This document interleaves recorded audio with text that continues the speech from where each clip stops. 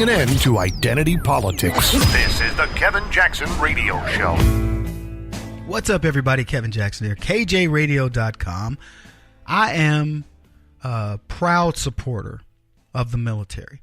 And I went to military school, Marine Military Academy, have friends in the service, all branches, have worked with all the branches of the service, particularly the Special Forces and Navy SEALs, MARCOM, these guys, a lot of these guys, JSOC, some others, and in different capacities, mostly in hand-to-hand combat, teaching hand-to-hand combat. And many of these, and the way I got started with this is I'd have like a couple of the SEALs came out, would get out of training, retire, if you will. And then they would come, for whatever reason, they wanted to fight, wanted to do mixed martial arts or whatever. So I started training a couple, got involved in it. This is years ago, and just kind of got into that community. And keep in mind, had SEAL friends and people long before that, mostly Green Berets, believe it or not. And again, these are friends. A lot of these are just guys I went to school with that went into the service. I didn't. But we kept in touch, so I'd see them and, end up hanging out with them, go out and visit them. Levi's one in particular, go out and visit them at their homes or where they're at the base, and end up just meeting other guys and getting into that whole thing. So that's how it all kind of came to be years ago. And, but my upbringing, being raised in the country on a big cattle ranch and having gone to military school, I know what hard work is, and I know that what you do means something in both of those environments. In the country, if you don't do your chore, something dramatic is going to happen throughout the day. You got to milk the cows, you got to feed them, you got to, clean stalls, you got to do all that stuff. That's what you do. That's what you grow up doing. You got to make sure there's going to be hay there, or you're baling it and then putting it away. And, you got to make sure the horses are shoed, and so on and so forth. So that's just the way it is. And in the military, if you don't do your part, somewhere down the line, something dramatic happens. It's accountability. And I think that's what taught it, to me anyway, was if you don't do your part, it will be found out, and it won't be you can blame somebody else. You're going to be blamed. They're going to find out it was you because of the chain of command, and you are the one who's going to have to pay. Anyway, the truth gets out, though, about the people nowadays who are anti-military, which are the left. And it's lucky for us that the very platforms that these guys give us access to, social media, comes back to bite them. Now, let me explain conservatism. I've explained it before, but there are newbies that listen all the time. We picked up a couple of new stations, and I'm glad. Thank you guys for the PDs for bringing us on. But for the newbies, I'm going to tell you this. Conservatives are ideologues for truth, as opposed to leftists, who are ideologues for their cause. They don't care about truth. They care about the narrative.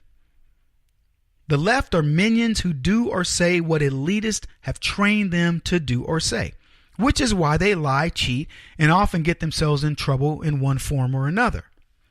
And these morons actually start to believe their lies, because that's what a moron is. A moron is somebody who can't comprehend, who doesn't understand. So somebody says, this is the way it is. Hey, if you step on a crack, you'll break your mother's back. And, that moron won't try to step on a crack. I know, because I was one of them. I remember hearing that, and I would walk on the sidewalk like an idiot, making sure I didn't step on a crack because my dead mother might get her back broken. Now, see, that's moronic behavior. Born of a silly notion, a superstition that has no basis in reality. See, that's a moron. And I can admit that I was one. Sometimes from time to time I can put on the moron hat, as we all can. But generally speaking, when it comes to politics and the things that have to do with other people and impacting them, I am far from it. In fact, I am a genius, because I go back to what I said a second ago. Conservatives are ideologues for the truth. Anyway, one moron is a high school teacher. His name is Gregory Salcido, Democrat councilman in the town of Pico Rivera. And he told his Pico Rivera high school students that U.S. Marines are a bunch of dumb craps, I'll clean it up, and the lowest of the low. Now, he was talking about the military in general, but what triggered him was a girl wearing a U.S. Marine shirt, what do they call it? Sweat top. Marines, one of America's premier fighting force. People who took down the Muslims at Tripoli from the halls of Montezuma to the shores. Oh, you know the song. So the sight of this sweater, this whatever you call it, worn by a student, triggers Saucedo into a shocking rant. And one of the mothers of a student at the school, her name is Kimberly Flauto, she posted videos of the rant and said, "Help make this viral." And you know what? We did. Help make this viral. Why does this guy, and I don't get this, I do not understand the left when it comes to the military. Look, and it's one of these things where I'm not some military ideologue that says, oh, no, the military never does anything wrong. No, there are bad people in the military. Generally leftist. Leftists will enter into a sacred institution of conservatism and they will ruin it. That's what they've done. Education is a sacred institution of conservatism. And you know what it is now? It is a putrid, disgusting remnant of what it once was. It doesn't teach. It indoctrinates. Education is not about teaching your kids something and finding the genius inside of them. No longer. It is strictly, how do we sell our stupid narrative? And, for example, the anti-war narrative. Where do you think that's sold? Anti-military narrative. I don't know about you guys. I'm anti-war. I wouldn't want to see any of my kids go to war. I don't think you would want to see your kids go to war or grandkids. But if they have to, you want to know that when the nation calls upon them, they're ready to go because they understand what it means. Let me ask you this question this way. Do you believe any of these putzes that Saucedo and many of these other leftist teachers, do you think their kids are going to go to war to fight for them? This millennial generation? You got to be out of your mind if you believe that. But more so, do you want them protecting you? Wow. So I suspected that this guy probably lost his wife or a girlfriend to a man in uniform. Because why would you say this? Look, I don't know what caused this idiot to say such vile things about the military, but the fact that he's a Democrat explains a lot.